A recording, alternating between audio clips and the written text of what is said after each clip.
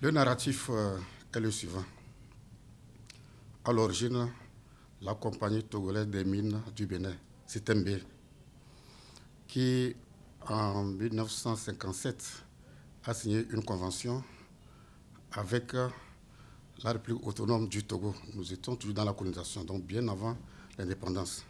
L'exploitation effective a commencé en 1961. Entre-temps, le capital social du Togo, signé en 1957, est de 1%. Mais au lendemain des indépendances, rien n'a changé. En 1967, le président Gnassingbé Eyadema est venu au pouvoir et a fait de la libération économique son cheval de bataille, après la libération politique, bien entendu. Alors, il a commencé par mener des négociations avec les propriétaires, je dis bien propriétaires de la CTMB, mais rien n'y fit. Et en 1969, les propriétaires ont concédé de porter la part du Togo à 19%. Le président de la République a continué la bataille. En 1972, c'est passé à 35%. Il a continué la bataille. Et difficilement, en 1974, précisément le 1er janvier 1974, il a réussi à arracher 51%. Alors, d'où les problèmes qui sont amplifiés, parce que ces propriétaires-là de la CTMB n'étaient pas tous d'accord pour concéder quoi que ce soit au Togo. D'où l'attentat qui a été ourdi le 24 janvier, bien entendu, 1974, pour l'éliminer physiquement.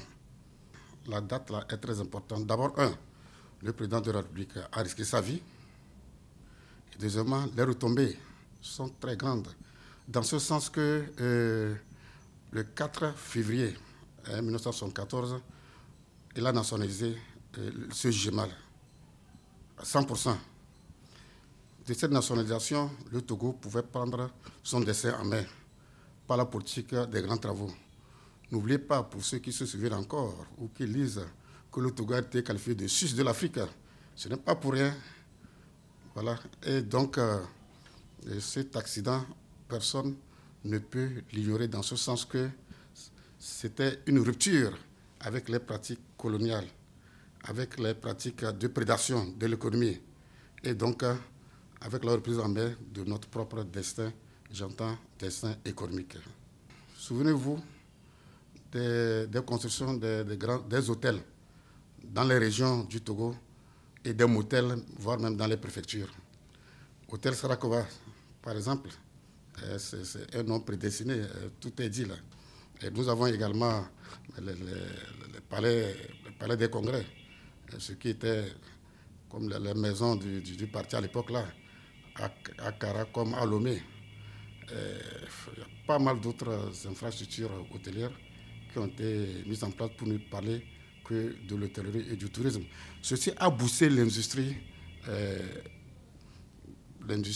hôtelière et l'industrie touristique.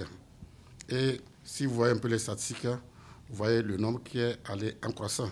Et donc ça fait une plus-value pour l'État du Togo.